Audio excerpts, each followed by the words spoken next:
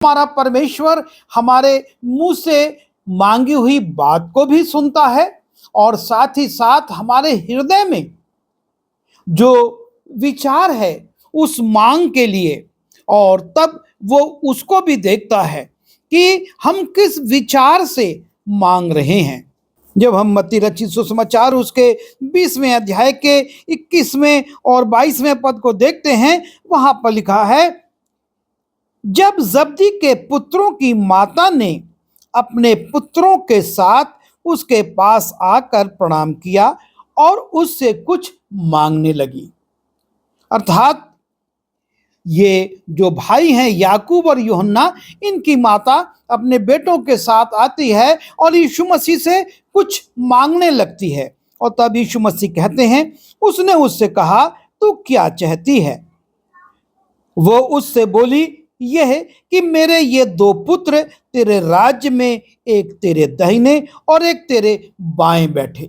और इस प्रकार से वो माँ एक इच्छा को प्रकट करती है। और जब हम इसी घटना को मरकुस रचित सुसमाचार उसके 10वें अध्याय के 35वें पद से 37वें पद में देखते हैं, और वहां पर याकूब और यूहन्ना का उल्लेख है कि वो आकर यीशु मसीह से कहते हैं कि हम चाहते हैं कि तेरे राज्य में हम तेरे दाहिने और तेरे बाएं बैठें।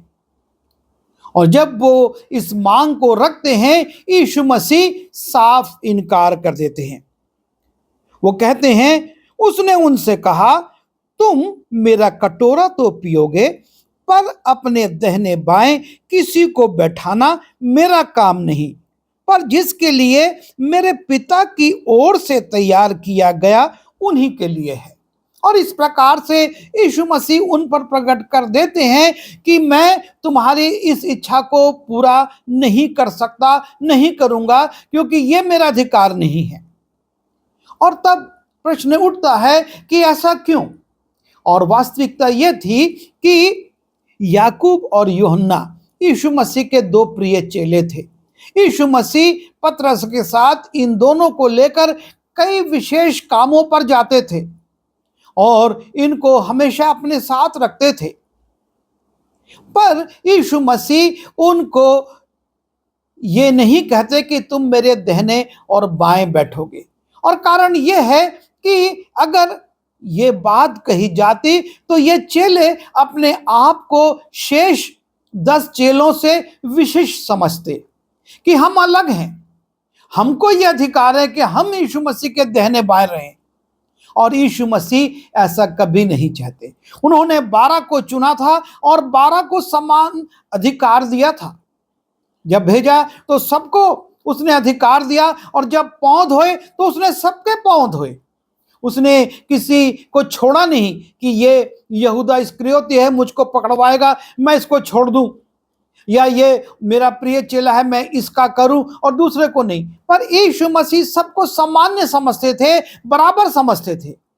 और वो नहीं चाहते हैं कि हम अपने आप को विशिष्ट बनाने की कोशिश करें, हम अलग हों। ये बड़े सौभाग्य की बात है कि हम यीशु मसीह के राज्य में उसके साथ होंगे। ये चेलों के लिए भी गौरव की बात थी, पर अब उसमें भी हमको एक विशिष्ट स्थान मिले, ये प्रभु नहीं चाहता।